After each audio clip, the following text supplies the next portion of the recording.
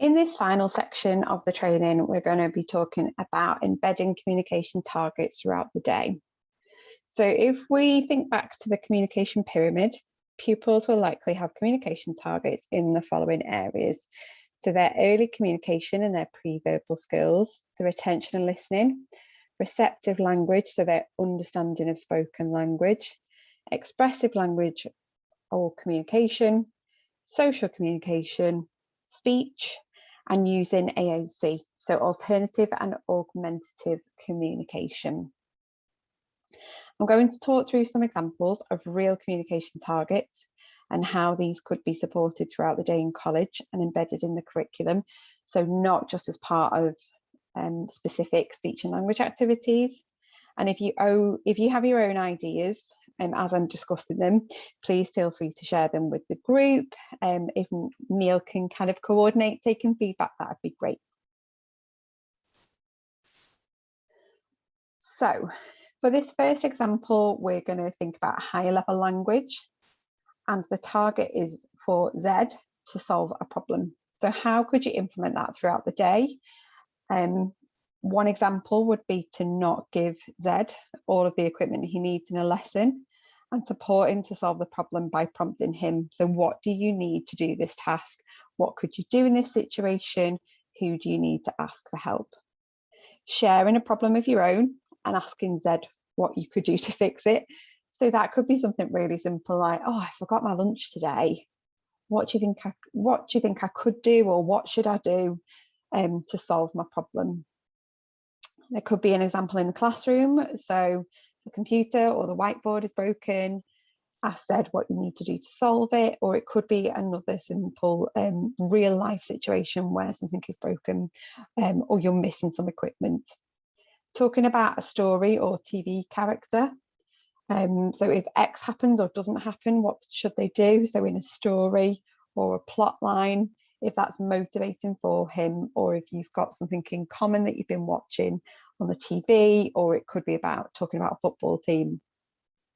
And then finally, talking about news topics. So pertinent news topics that might be relevant. So what can we do to help climate change?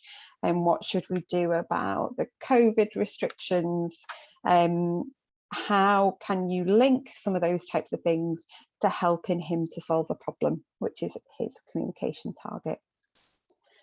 Moving on to speech sounds. So the target is E will be able to use words containing S blends. So spurt, sturt, smur. You could draw E's attention to spurt, sturt and smurt words or objects in the classroom. So a sponge for washing up or a staple gun. You could spend 5 minutes a day where you really listen to E in a conversation, and every time you hear a word that starts with the target sounds, listen to whether she says that word correctly. And then you would say, oh, I heard that word as something different. So say if the example was sponge and she said bunge, then you could say, oh, I heard you say bunge. What do you think it should be? When walking around college, so between lessons or activities, you could point out any items you see that start with the target sounds. So it could be a smoke alarm. I think that's where my examples stopped. I couldn't think of any other examples, but they might come to mind for you much more easily. When looking at books during lessons, highlight any words that begin with those target sounds. Thinking about social communication targets. So P, the communication target is for P to repair misunderstandings. So adults make deliberate mistakes. The pupils can correct. So choices of food that are pleasant, unpleasant. So they encourage the pupil to ask for the one that they really want. So this is what we would call playful sabotage. You wouldn't do this if it was going to cause the pupil distress or frustration. You would choose the time, but you would say if they asked for an apple at snack and you gave them a tangerine, that would be quite a simple way for the child or young person, so P, to repair that misunderstanding. Adult gives the pupil alternative ways to ask for the same thing. So using demonstration, using signs, symbols, and attempts at repetition. Reward any attempt to find alternative ways that reduce frustration. So again, you want to support P to repair that misunderstanding when there's been a bit of a communication breakdown. Ensure P has appropriate vocabulary. So is that in their textbook, or is it with symbols, or is it with photographs? And then provide modelling in real life situations throughout the day. Again, another social communication target could be for S to initiate and maintain a short conversation using their preferred communication method. So how could you implement that throughout the day? Provide opportunities for S to initiate conversations. So this is where that waiting comes in, and that pausing, rather than filling in those gaps. You could just wait and see whether S is able to initiate that conversation themselves.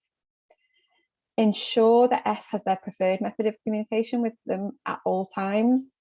So is it their symbol book? Is it their talker? You could create opportunities to make telephone calls using the internal phone system in college, which might be quite fun and could be quite motivating. If you've got any walkie-talkies, again, that could be motivating and a fun activity. Taking messages around college, so sending S on a message to the office for Marie, and then asking Marie to report back, or taking to another classroom. And then encouraging the pupil to talk to an adult who's not been in class about what they have been doing that morning. So there's just some practical, simple ideas of ways in which you could embed and support communication targets in college.